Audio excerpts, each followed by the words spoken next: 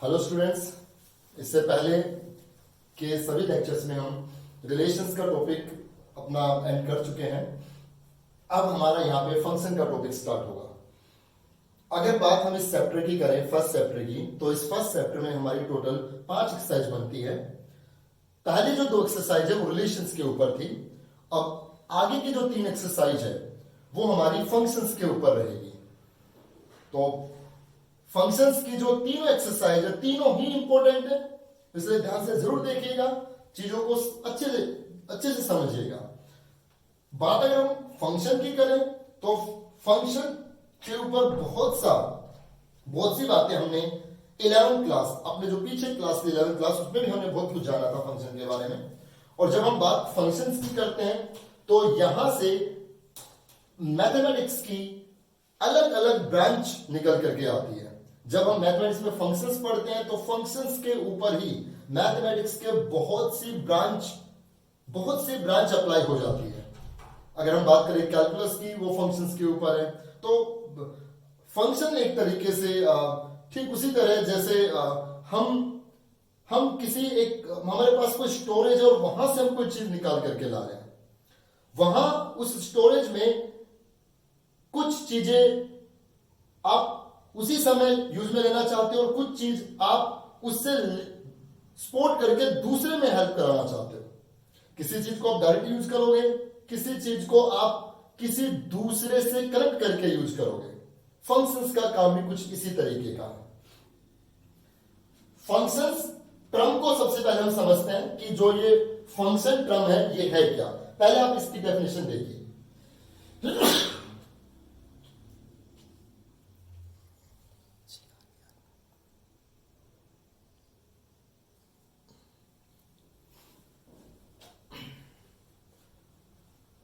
आप सबने डेफिनेशन देखी होगी। एक मैथमेटिशियन थे, Gottfried Wilhelm von Leibniz. Gottfried Wilhelm von Leibniz. बहुत से बच्चे बहुत सी जगह इसको लेibniz प्रोनाउंसिएट करते हैं, लेकिन लेibniz जर्मन मैथमेटिशियन था। बहुत सी जगह ग्रेटिफाइड की जगह गोटिफाइड भी कई बुक्स में लिखा हुआ है, तो आप ये ना समझे कि वो या ये अलग अलग है। ग्रेटिफाइड विलहेल्म वॉन लेibniz पढ़ा जाएगा। इन्होंने सबसे पहले ये फंक्शन वर्ड मैथमेटिक्स में यूज किया। फंक्शन क्या है, पहले इस डेफिनेशन को जानते हैं, इसके ऊपर थोड़ा सा डिस्कस करते हैं। Let X and Y be two non empty sets. X और वाई कोई दो नॉन एम्प्टी सेट्स हैं। ए फंक्शन एफ, फंक्शन को हम एफ से रिप्रेजेंट करते हैं कि कोई भी फंक्शन एफ डिफाइंड को डिफाइन होगा from X to Y. F जो फंक्शन है वो डिफाइन होगा सेट एक्स से set Y. Is a rule, एक तरीके से वो मैथमेटिकल रूल है, और you can say a collection of rules which associate to each element X in X. जो इस सेट एक्स में रहने वाले सभी एलिमेंट्स को एसोसिएट करेगा, कनेक्ट करेगा, किसके साथ? A unique element Y in Y. इस वाई में रहने वाले एलिमेंट्स के साथ कनेक्ट होगा, और वो जो कनेक्ट होगा वो यूनिक होगा, आई मीन आउटपुट एक होगी। एक्स के जो एलिमेंट्स है वो इनपुट्स है, और जो वाई के एलिमेंट्स है वो आउटपुट है। तो जो इनपुट्स होंगे उन सबके आउटपुट एक होगी, एक से ज्यादा आउटपुट नहीं हो सकती। अगर ऐसा है तो वो फंक्शन है। थोड़ा एक अलग तरीके से हम इसको जानते हैं। लेट अस सपोज बच्चे, अगर मैं इसको कनेक्ट करूं एक डेली लाइफ के एग्जांपल से, हमारे पास कुछ ऑरेंज है, कुछ संतरे हमारे पास, हमने उन संतरे को एक जूसर में डाला, वो जो जूसर है हमारे लिए वो फंक्शन है। उस जूसर में हमने जो ऑरेंज डाली है वो ऑरेंज इनपुट्स है, और उस जूसर से जो हमें रिजल्ट मिला वो जूस आया। वो जूस उस ऑरेंजेस का रिजल्ट है, लेकिन इसको बदलने का काम उस जूसर ने किया। जूसर हमारे लिए फंक्शन है। अगर हम उसके अंदर वाटरमेलन डालते, तरबूज डालते, तो वो जूसर, वो फंक्शन है, वो जूस ही तैयार करेगा, लेकिन इस बार जूस ऑरेंज का नहीं वाटरमेलन का होगा। इट मीन्स कि जो रिजल्ट आएगा वो इनपुट के अकॉर्डिंग होगा, जो रिजल्ट आएगा वो इनपुट के अकॉर्डिंग होगा। इनपुट ऑरेंजेस, फंक्शन वो juicer machine, and result juice. Input oranges, function machine, वो जो जिसमें हम जूस निकालना चाह रहे हैं, जूसर मशीन वो फंक्शन है। और जब हम ऑरेंजेस को इस जूसर मशीन में डालेंगे तो जूस, किसका जूस आया? Orange juice, orange juice. Input अगर हमारा वाटरमेलन है, सेम फंक्शन, यही फंक्शन नहीं बदल रहा, फंक्शन वही है, जूसर मशीन, लेकिन इस बार जो रिजल्ट मिला वो जूस कौन सा आया? Watermelon juice, right. अगर हमारे पास इनपुट है pineapples, so the function is same, machine वही रहेगी, बट इस बार जो रिजल्ट आया वो क्या हुआ? Pineapple, pineapple juice, pineapple juice. So function वही है, इनपुट्स अलग अलग हैं, और उनसे जो आउटपुट्स आ रही हैं वो यूनिक है। आई मीन इससे रिजल्ट ये आया, इससे रिजल्ट ये आया, इससे रिजल्ट ये आया। अब इस फंक्शन में जो चीजें हम डाल रहे हैं, आई मीन जो इनपुट्स हैं, वो हमारे इंडिपेंडेंट, वो हमारे इंडिपेंडेंट वेरिएबल्स हैं। ये इंडिपेंडेंट हैं। इस फंक्शन में, इस मशीन में हमने ये कभी ये डाला तो कभी ये तो कभी ये इंडिपेंडेंट वेरिएबल्स हैं। और जब हमने इस मशीन में डाला तो इससे जो रिजल्ट्स आ रहे हैं ये डिपेंडेंट वेरिएबल्स कहलाएंगे, डिपेंडेंट वेरिएबल्स कहलाएंगे। आई मीन ये जो रिजल्ट आ रहे हैं, ये रिजल्ट तो डिपेंड कर रहे हैं इनके ऊपर। जूसर मशीन फिक्स है, आपको अगर पाइनएप्पल जूस चाहिए तो पाइनएप्पल जूस डिपेंड करता है, किसके ऊपर डिपेंड करता है? कि उस जूसर मशीन में क्या डाला है। So pineapple juice is dependent on what? कि मशीन के अंदर हमने रखा क्या, इनपुट क्या। ऐसा ही if you want to find get this orange juice, this is dependent on oranges. I hope आप इस एक एग्जांपल से समझ पाए होंगे।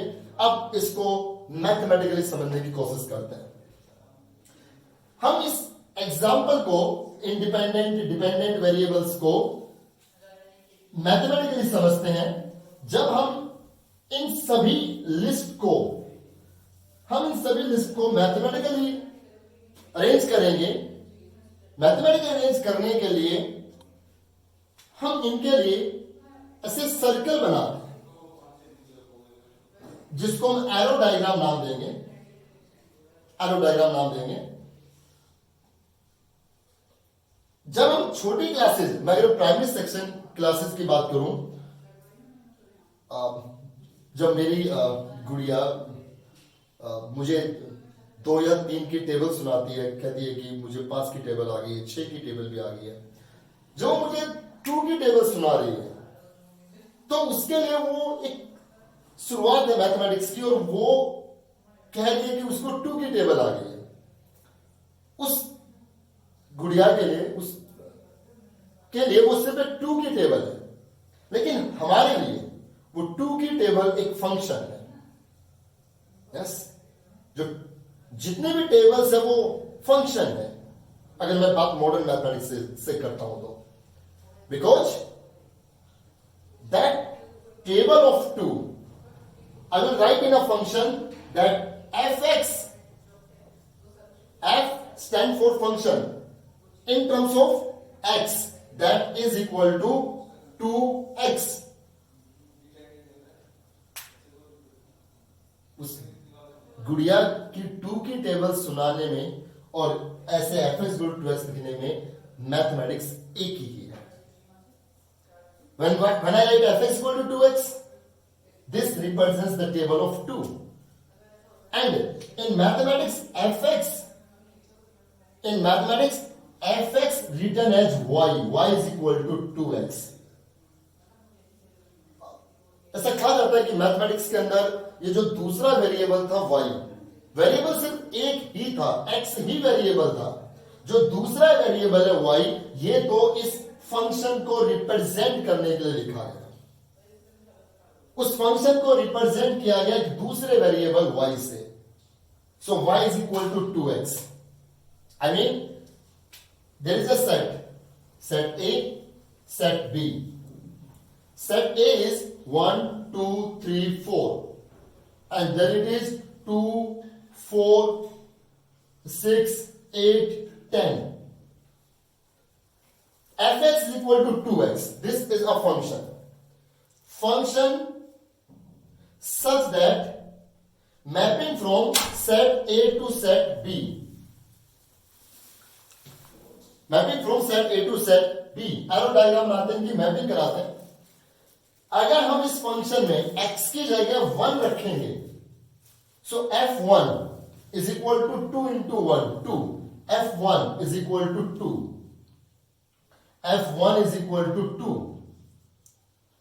हम अगर इस फंक्शन में x की जगह 2 रखें, so it is f2 is equal to 2 into 2, 4, so 2 gives 4, similarly 3 gives 6, 4 gives 8. You can see every element of set A, ये जो x है इसको मैंने सेट A नाम दिया, जो y है इसको मैंने सेट B नाम दिया, कि x का जितने भी एलिमेंट्स है, A के जितने भी एलिमेंट्स है, वो सब एलिमेंट सेट B के एक ही एलिमेंट से कनेक्ट है। आई मीन इन सब की जो आउटपुट है वो एक ही है, किसी भी एक भी एलिमेंट की एक से ज्यादा आउटपुट नहीं आ रही। अगर यहां से किसी भी एलिमेंट की एक से ज्यादा आउटपुट आती, वो फंक्शन नहीं होता। जितने भी मैपिंग्स हैं, ये सब जितने भी मैपिंग्स हैं, उनमें से अगर मैं बात करूं कि कौन कौन सी मैपिंग ऐसी है जहां हम फंक्शन नहीं कहेंगे, उस पर हम बात करते हैं। उससे पहले हम इमेज और प्रीइमेज को भी जान लेते हैं। when we write f1 is equal to 2, it means जो ये नंबर 1 है, इस 1 की इमेज है 2, इस 1 की इमेज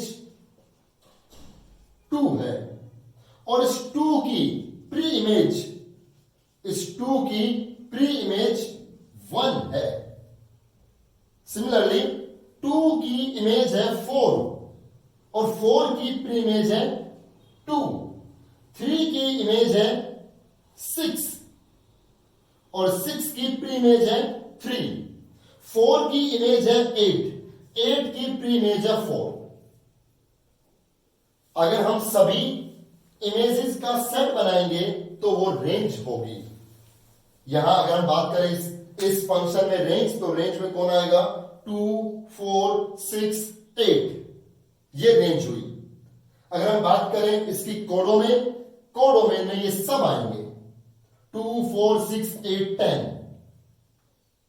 अगर यहां 10 एलिमेंट नहीं होता, अब ये दोनों है, यहां इस फंक्शन की जो रेंज है 2 4 6 8 और जो कोडोमेन है वो भी 2 4 6 8, लेकिन यहां कोई एक्स्ट्रा एलिमेंट आ जाता है तो अब यहां पर रेंज हो गई 2 4 6 8 और कोडोमेन ये सब 2 4 6 8 10, मतलब जो सेट बी है ये कंप्लीट कोडोमेन है, चाहे इसमें कोई कनेक्ट हो चाहे ना हो, ये पूरा सेट बी हमारा कोडोमेन है। और यहां जो जो नंबर एसोसिएट करा रहे हैं 1 2 3 4, इन सबका जो सेट बनेगा, I mean set of all pre image, वो संतरा उस जूस की प्री इमेज है, वो जूस उन संतरों का इमेज है, और इसको चेंज करने का काम एक रूल जो जूसर मशीन थी, जो रूल फिक्स किया गया था उसने किया, वो फंक्शन है। यहां से अगर हम बात करें इसमें, तो इन सभी सेट्स को अगर हम इकट्ठा करें, इन सभी एलिमेंट्स को अगर हम इकट्ठा करें तो ये डोमेन होगा। एक सिचुएशन हमारे पास ये मिल गई कि यहां पर हमने इसको कुछ ऐसे सेट किया, ये लीजिए, यहां एलिमेंट 4 है और यहां बस 2 4 6 नहीं है। फंक्शन ये है f(x = 2x)। 1 हमने रखा तो 1 से इमेज मिल गई 2, 2 से इमेज मिल गई 4, 3 से इमेज मिल गई 6, लेकिन 4 एलिमेंट ऐसा रह गया। 4 सेट, अगर ये फंक्शन a से b तक मैपिंग कर रहा है, फंक्शन की मैपिंग सेट a से सेट b हो रही है, तो a में एलिमेंट था 4, तो अगर हम इस फंक्शन में 4 रखें 4 से 8 आएगा, लेकिन 8 इस b सेट में नहीं था, क्योंकि पहले तो हमें ये 2 सेट फिक्स करने होंगे। 4 से कोई भी एसोसिएट नंबर नहीं मिला, आई मीन 4 यहां किसी से भी कनेक्ट नहीं हो रहा। In this case we will say that this mapping is not a function. One case, आप इसको आप सीधे ये जान सकते हैं कि अगर किसी फंक्शन की मैपिंग सेट ए से सेट बी तक चल रही है और सेट ए में ही कोई छूट गया, तो वो मैपिंग फंक्शन नहीं है। नंबर 1। नंबर 2, सेकंड केस देखिएगा।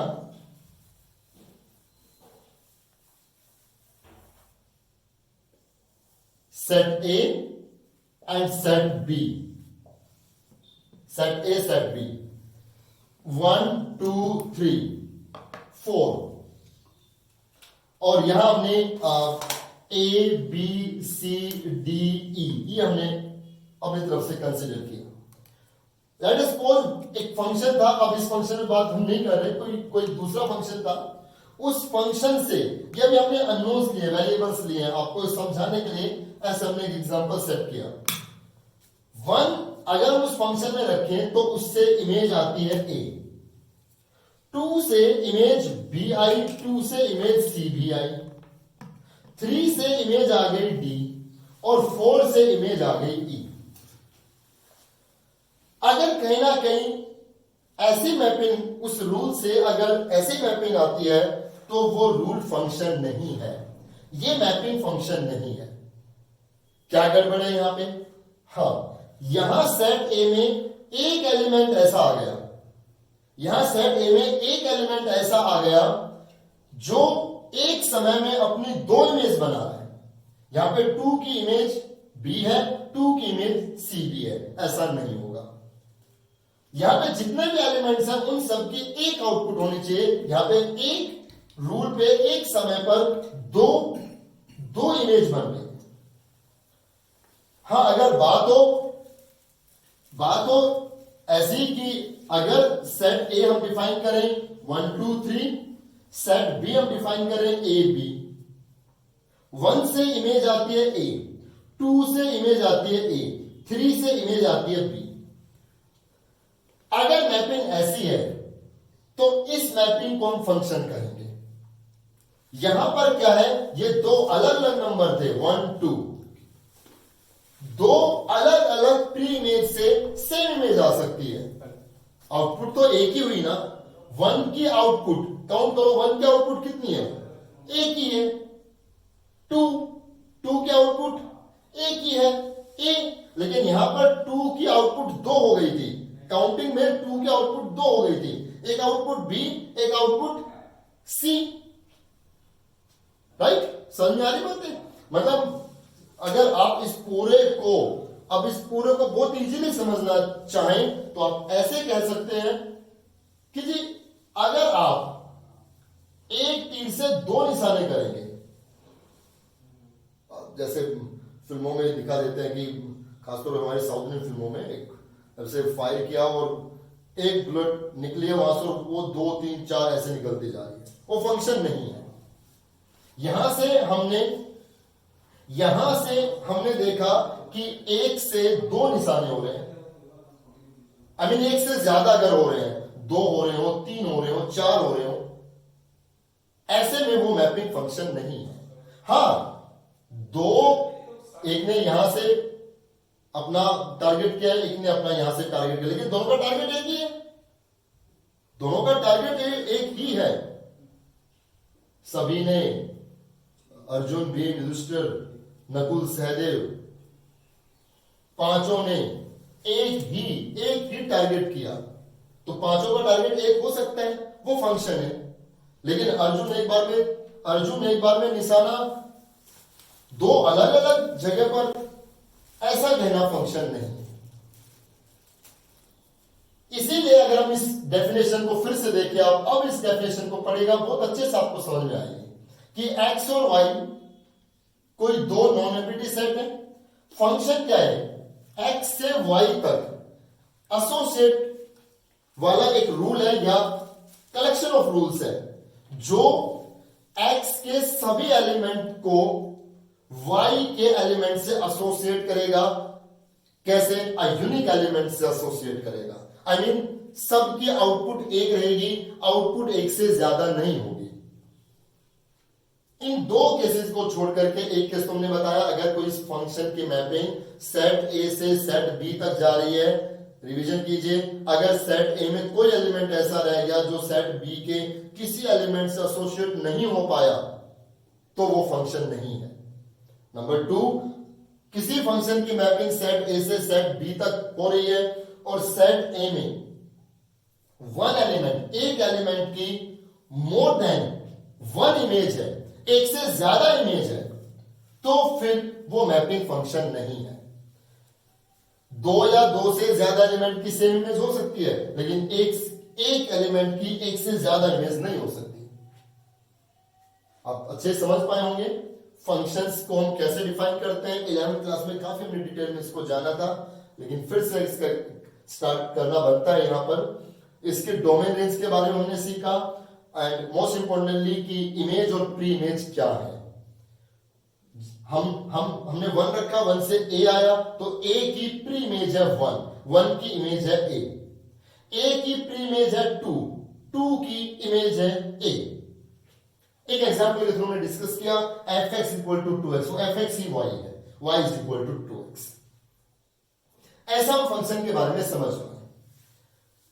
अगला जो हम टॉपिक अब ले रहे हैं, अगर मैं आपसे एक इसी पे फंक्शन की डेफिनेशन के ऊपर ही आपसे एक मैं क्वेश्चंस करूं, यहां पर 11th क्लास में ये बात चलेगी, हालांकि फिर भी इस पे बात करते हैं हम कि किसी फंक्शन को चेक करने के लिए, किसी मैपिंग को चेक करने के लिए हम अलग अलग तरीके अपनाते हैं कि ये देखने के लिए कि वो जो रूल फिक्स किया है वो फंक्शन है कि नहीं है। तो कहीं ना कहीं हम एरो डायग्राम के थ्रू देखते हैं, हम उस फंक्शन को ग्राफिकली भी देखते हैं कि वो फंक्शन है कि नहीं है। हर फंक्शन का अपना कोई ना कोई ग्राफ जरूर बनेगा, और उस ग्राफ में हम वर्टिकल लाइन टेस्ट लगाते हैं। वर्टिकल लाइन टेस्ट के बिहाफ पे हम बहुत इजीली जज कर सकते हैं कि वो फंक्शन है कि नहीं है। जरा देखिए, आपके सामने ये दो कंडीशन हम रखते हैं, आप बताइएगा मुझे आप कि इन दोनों में से, इन दो ग्राफ में आपके सामने रख रहा हूं, बताइएगा कौन फंक्शन है कि नहीं है। एक ग्राफ हमने ये, आप सब जानते हैं किसका ग्राफ है। एक ग्राफ हमने ये बनाया, एक ग्राफ हमने ये बनाया, दोनों ही पैराबोलाज हैं। अब इन दोनों में से देखिए कौन सा फंक्शन है कौन सा नहीं है। अगर मैं बात करूं फंक्शन एफ एक्स की, I mean y is equal to F X. Y एक फंक्शन है in terms of x, in terms of x में मैं बात करता हूं। वर्टिकल लाइन टेस्ट के थ्रू हम देख सकते हैं, अगर मैं इस ग्राफ पे बात करूं, मैं यहां पे कोई भी वर्टिकल लाइन डालूंगा, आप देख पा रहे हैं कोई भी वर्टिकल लाइन अगर हम डालें, वो वर्टिकल लाइन इस ग्राफ को किसी एक ही पॉइंट पे कट कर रही है।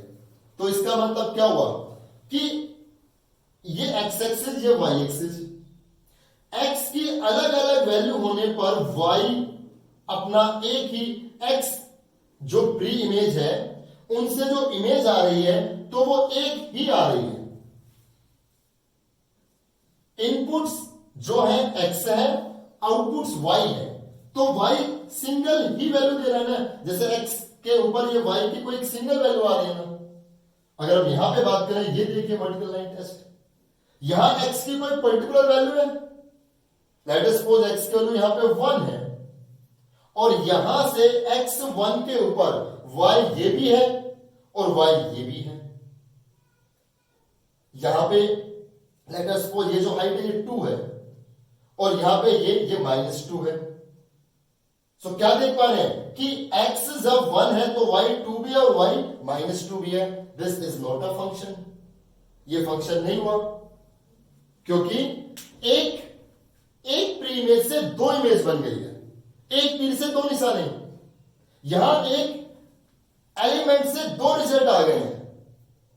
तो वर्टिकल लाइन टेस्ट के थ्रू हम जान सकते हैं इजीली कि वो जो ग्राफ बना वो फंक्शन है कि नहीं है। अगर हम कुछ ऐसा ग्राफ बना दें, आप देखिए फंक्शन है कि नहीं है, बिल्कुल नहीं है। आप वर्टिकल लाइन टेस्ट देंगे तो आप देख रहे हैं इस पॉइंट के ऊपर y ये भी है, ये भी है, ये भी है, ये भी है, ये भी है। मोर देन 1 इमेजेस आ गई है। मोर देन 1 अगर इमेजेस आ जाए किसी एक पर्टिकुलर पॉइंट के ऊपर, वो फंक्शन नहीं होगा।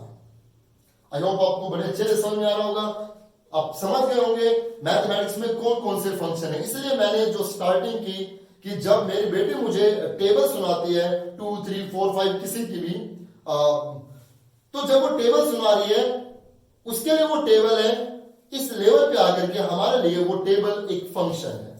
अब किसी की भी टेबल जान लीजिए, अब 2 की टेबल, 3 की टेबल, अब कहते हैं 2 1 से 2, 2 2 से 4। अब 2 को किसी भी नंबर से मल्टीप्लाई करेंगे तो 2 को किसी भी नंबर मल्टीप्लाई करने पर आउटपुट हमेशा यूनिक होगी। हर नंबर को 2 से मल्टीप्लाई करने पर एक डिफरेंट नंबर आता रहेगा। ये आप समझ पा रहे होंगे। और 2 को किसी से भी मल्टीप्लाई किया भी जा सकता है। आई मीन कोई ऐसा नंबर छूटेगा नहीं जिसको 2 से मल्टीप्लाई ना किया जा सके। सो when I say fx equal to 2x, fx is when I say 3x, 4x, 5x, all these are functions। और बहुत सी बातें हमने इसमें डिस्कस की, ग्राफिकली भी हम देख सकते हैं वो फंक्शन है कि नहीं है। लेकिन फिर से मैं कहता हूं कि फंक्शंस को डिफाइन करने के लिए किन्हीं दो सेट को फिक्स करना जरूरी है। बहुत से ऐसे फंक्शंस हैं, अगला चैप्टर जब हम डिस्कस करेंगे इनवर्स ट्रिग्नोमेट्रिक फंक्शंस, तो ट्रिग्नोमेट्रिक फंक्शंस तो हमने पढ़ा, लेकिन इनवर्स ट्रिग्नोमेट्रिक फंक्शंस चैप्टर तभी पॉसिबल है जब उन पर्टिकुलर इनवर्स ट्रिग्नोमेट्रिक फंक्शंस के ऊपर हमने डोमेन और रेंज फिक्स की कि इतनी डोमेन होनी चाहिए, डोमेन में ये होने चाहिए, रेंज में ये होने चाहिए, तब वो फंक्शन है। बात समझ पा रहे होंगे आप। अब ये बात बिल्कुल ऐसा ही मैं कह रहा था कि आप उस जूसर के अंदर ऑरेंज डालेंगे तो ऑरेंज जूस आएगा। आप पाइनएप्पल डालेंगे तो पाइनएप्पल जूस आएगा। अब में से बहुत से बच्चे कुछ एक्सपेरिमेंटल भी होते हैं, आप साइंस को बहुत अच्छे से जान लिया तो कुछ प्रैक्टिकल करते रहते हैं। आप क्वेश्चन हो सकते हैं कि आप में से किसी ने उसके अंदर कुछ स्टोन्स डाल दिए, पत्थर डाल दिए, तो क्या होगा? वो फंक्शन, वो जो जूसर मशीन है वो उन स्टोन्स के लिए काम नहीं करती। मैं यही आपको बताना चाह रहा हूं कि डोमेन फिक्स की जाएगी, एक दो सेट फिक्स किए जाएंगे, तब उसके ऊपर फंक्शन डिफाइन होगा। I mean, आपके पास जूसर मशीन है और हमने फ्रूट्स रखे हैं, ये आप उनसे तो आउटपुट पालोगे, जूस पालोगे, लेकिन आपने उसमें स्टोन डाल दिए तो वो जो आपकी आउटपुट है, वो फंक्शन है, वो फेल हो जाएगा। तो फंक्शन नंबर्स के ऊपर अनडिफाइंड भी हो जाते हैं, इसीलिए उनकी डोमेन और रेंज फिक्स की जाती है, तब उस डोमेन और रेंज पे वो फंक्शंस रहते हैं और फिर उन फंक्शंस के आगे की बात हम जानते हैं। अभी हम इसमें जानेंगे, अगर हम बात करें अपने सिलेबस के ऊपर ही, बहुत से फंक्शंस की टाइप्स हमने 11th क्लास के लेवल पे डिस्कस की थी, जिसमें logarithm function, exponential function, greatest integer function, absolute value function, signum function, fractional part function, और भी आप सबको याद आ रहे होंगे पावर फंक्शन। ऐसे बहुत से फंक्शन हमने डिस्कस किए। आप एक बार फिर से उन फंक्शंस का एक रिवीजन लेंगे, और 12th क्लास में अब कुछ स्पेशल टाइप्स फंक्शंस की और आती है, वो हम डिस्कस कर रहे हैं। तो सबसे पहला हमारा फंक्शन है 1 फंक्शन। तो अभी हम डिस्कस कर रहे हैं इन सब के बारे में। सबसे पहले डिस्कस करते हैं 1 फंक्शन के ऊपर, some special types of functions. 1 function example के थ्रू समझते हैं, फिर इसकी डेफिनेशन बनाते हैं। कोई फंक्शन है जिसकी मैपिंग हो रही है f such that mapping maps from set A to set B। Set A में हमने डिफाइन किया 1 2 3, और सेट B में हमारे पास है A B C। 1 नाम से क्लियर हो रहा है। 1 if different element of set A have their unique only single image in set B, then that function is called 1 function। और हम इसको इंजेक्टिव भी नाम देते हैं। अगर कहीं भी क्वेश्चन में ये आ जाए, check the injectivity of this function, so injectivity, injection मतलब 1 फंक्शन। अगर कोई फंक्शन सेट A से सेट B की तरफ डिफाइन हो रहा है, सेट A से सेट B को एसोसिएट कर रहा है, मैपिंग हो रही है सेट A से सेट B, और सेट A में जितने भी डिफरेंट एलिमेंट्स है उन सबकी सिंगल, अपनी सबकी सिर्फ एक ही इमेज आए, तो ऐसा फंक्शन हमारा 1 फंक्शन कहलाता है। इसका रिवर्स मैन्युअल फंक्शन है। मैन्युअल फंक्शन को जानते हैं, अगर मैपिंग कुछ ऐसे हो, सेट A सेट B, यहां में लिखा 1 2 3, यहां में लिखा A B, 1 से इमेज A, 2 से इमेज A, 3 से इमेज B। यहां आप क्या देख पा रहे हैं कि 2 या 2 से ज्यादा एलिमेंट की सेम इमेज है। यहां पे क्या थी, हर डिफरेंट एलिमेंट की डिफरेंट इमेज तो रहेगी, अदरवाइज वो फंक्शन ही नहीं होगा। लेकिन सबकी अपनी अलग अलग इमेज है। 1 की इमेज A, 2 की इमेज B, 3 की इमेज C।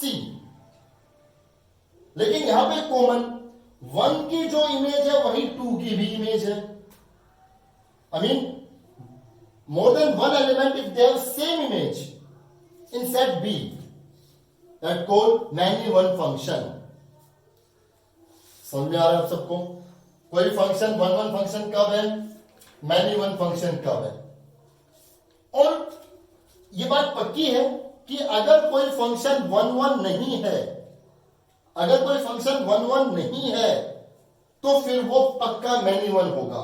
इन दोनों में से किसी फंक्शन का, दोनों में से किसी एक का होना तय है, या तो वो फंक्शन ही नहीं है। अगर कोई फंक्शन है तो वो 1 1 या मैनी वन में से कोई एक जरूर होगा। जब हम इस पे क्वेश्चंस करेंगे तो हम किसी फंक्शन को 1 1 चेक करने का रूल लगाएंगे। अगर वो 1 1 चेक करने के रूल को डिससेटिस्फाई करता है तो हम कहेंगे कि वो फंक्शन 1 1 नहीं है। तो वहां पर ये एक खुद से ही कंक्लूजन आप निकालें, खुद से ये बात लिखे, अगर वो 1 1 नहीं है तो फिर वो कंफर्म है कि वो मैनी वन है। अगर कोई फंक्शन है तो वो 1 1 नहीं है तो मैनी वन है। अगर कोई फंक्शन है और वो मैनी वन नहीं है, मैनी वन नहीं है तो फिर वो 1 1 है। ये दोनों एक दूसरे के रिवर्स हैं। अब जरा इस चीज को थ्योरेटिकली समझते हैं। x1 और x2 कोई दो नंबर है जो बिलोंग कर रहे हैं सेट ए से। x1 और x2 कोई दो नंबर है जो सेट ए से बिलोंग कर रहे हैं। हमने यहां से देखा कि जो x1 है, x1 को हमने y is equal to F x, एक function in terms of x, हमने x1 को इस फंक्शन में रखा तो y इज इक्वल टू क्या आएगा, y इज इक्वल टू क्या आएगा, एफ x1, इनपुट क्या x1, आउटपुट क्या एफ x1। तो x1 से z क्या आया एफ x1, x2 से z क्या आया एफ x2। अगर ये दोनों इक्वल आ जाए तो ये 1 1 फंक्शन की कंडीशन है। बड़े इस पे कंफ्यूज होंगे कि ऐसा कैसे हो गया, समझिए इस बात को। x1 और x2 कोई दो नंबर है जो सेट ए में थे। सेट ए में कोई दो नंबर थे x1 और x2 जो सेट ए में बिलोंग कर रहे हैं। x1 रखने पर जो एफ x1 आया, यहां ये हमने ऐसे डिस्कस किया। x1 रखने पर एफ x1 आया, यहां x1 है, x1 रखने से ये एफ x1 आया, और x2 रखने से ये एफ x2 आया, एफ x2 आया। ये दोनों इक्वल आ गए, एफ x1 और एफ x2 इक्वल आ गए। लेकिन जैसे मान लीजिए ये भी 4 है, ये भी 4 है, इससे भी 4 आया, इससे भी 4 आया, तो आप कहेंगे x1 से भी 4, x2 से भी 4, तो अलग अलग क्यों लिखे, एक से कनेक्ट हो गए तो मैनी वन हो गया। लेकिन अगर मैं इसमें कंडीशन ये लगा दूं कि ये जो x1 और x2 है ये भी एक ही है, x1 और x2 है ये भी एक ही है, ये भी दो बार लिखे, ये 2 है ये भी 2 है, तो क्या ये 1 1 की कंडीशन नहीं होगी। आउटपुट जो आया, जो रिजल्ट आया, वो रिजल्ट सेम है, F x1 is equal to F x2। लेकिन ये आउटपुट सेम कब आए, जब इनपुट भी सेम थे, जब इनपुट भी सेम था। मतलब एक ने जूस निकाला ऑरेंज जूस, दूसरे ने जूस निकाला वो भी ऑरेंज जूस, दोनों सेम कैटेगरी। लेकिन जब दोनों ने इनपुट भी सेम दिया था तब आउटपुट सेम आएगा, इनपुट भी तो सेम था। इन दोनों, अगर मैं इसको ऐसे डिस्कस करूं कि x1 x2 are different, x1 और x2 डिफरेंट है, लेकिन यहां से एफ x1 इक्वल है एफ x2 के। x1 x2 दो डिफरेंट अलग अलग थे नंबर, ये 2 है ये 3 है, लेकिन दोनों से लेटेस्ट पोल z 6 आया, 2 से भी 6, 3 से भी 6, यहां 2 है यहां 3 है, यहां 6, 2 से 6 आया, 3 से 6 आया। ऐसे केस में हम कहेंगे कि ये मैनी वन हुआ। x1 is not equal to x2, दोनों डिफरेंट नंबर थे बट उनसे जो आउटपुट मिला F x1 is equal to F x2। तो ऐसा कहना, ऐसा अगर हम कहें तो फिर वो मैनी वन हुआ कि दो अलग अलग नंबर थे लेकिन रिजल्ट उनसे सेम आ रहा है। लेकिन दो अलग अलग नंबर है और उनसे result x1 is not equal to x2 and F x1 is not equal to F x2। Case में आप क्या कहेंगे, सोचिए। आप देख पा रहे हैं कि कोई फंक्शन 1 1 है तो हर element, different element different image देगा, और यहां पर डिफरेंट एलिमेंट है लेकिन इमेज सेम है, तो वो मैन्युअल है। एक दूसरे के रिवर्स है। अगर कोई फंक्शन 1 1 है, 1 1 नहीं है, तो फिर वो मैन्युअल है। मैन्युअल नहीं है तो फिर वो 1 1 है। आगे की टाइप्स और करते हैं, पहले आप इनको देखिए, इनको पढ़िए। अब टेक्स्ट बुक्स में